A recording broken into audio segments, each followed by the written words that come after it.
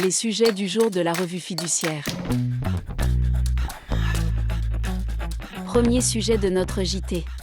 Consigne de la CNIL pour renforcer la sécurité des grandes bases de données. Face à une recrudescence de fuites de données massives l'an passé, la CNIL juge nécessaire de renforcer la sécurité des grandes bases de données personnelles.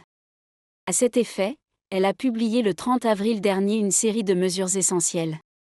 Le terme de « base de données » désigne ici l'ensemble des systèmes d'information permettant le traitement d'un même ensemble de données personnelles, avec tous les composants, réseaux et applications impliqués dans ces traitements et l'accès aux données.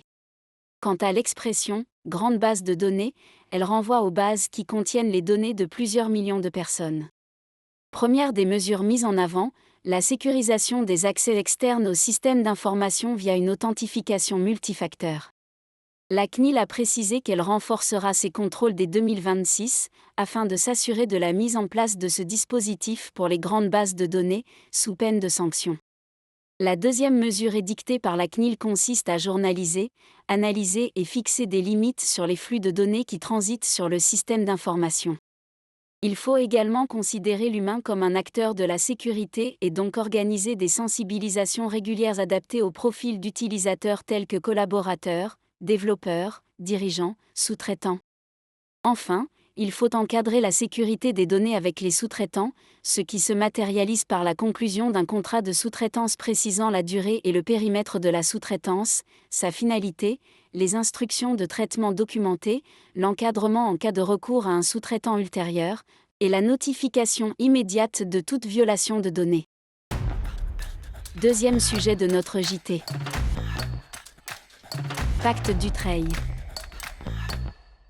Le coût d'une transmission de société peut être optimisé grâce à la signature d'un pacte Dutreil permettant, sous des conditions très strictes, de bénéficier d'un abattement de 75% sur la valeur des actifs transmis. Ce régime de faveur s'applique également au titre d'une société holding animatrice d'un groupe de sociétés. Il convient, alors, d'établir la participation active et effective de la holding à la conduite de la politique de son groupe et au contrôle de ses filiales exerçant une activité opérationnelle.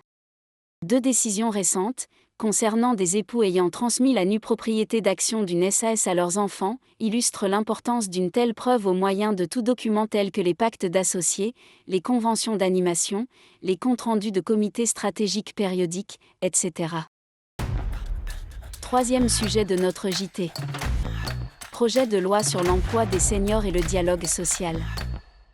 Le 7 mai 2025, la ministre du Travail, Astrid Panosyan-Bouvet, a présenté en Conseil des ministres le projet de loi visant à transposer les deux accords nationaux interprofessionnels ANI sur l'emploi des seniors et le dialogue social conclus par les partenaires sociaux le 14 novembre 2024.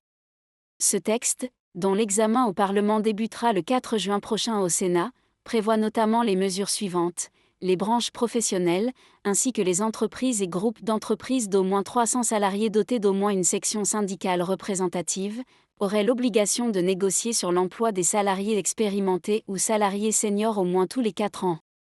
L'entretien professionnel qui a lieu tous les 2 ans devrait, à l'avenir, être organisé dans les 2 mois qui suivent la visite médicale de fin de carrière afin de mieux lier les deux.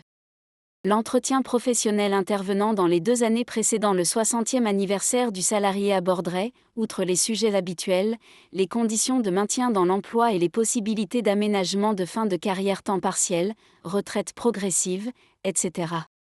Un CDI de valorisation de l'expérience, réservé aux demandeurs d'emploi d'au moins 60 ans ou d'au moins 57 ans dans certains cas, serait instauré pendant 5 ans, avec la possibilité pour l'employeur de mettre le salarié à la retraite sans son accord dès qu'il atteint l'âge légal et justifie d'une pension à taux plein.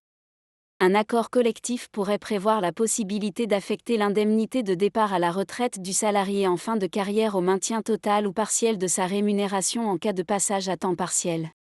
Un élu du CSE pourrait être réélu sans limitation, quel que soit l'effectif de l'entreprise.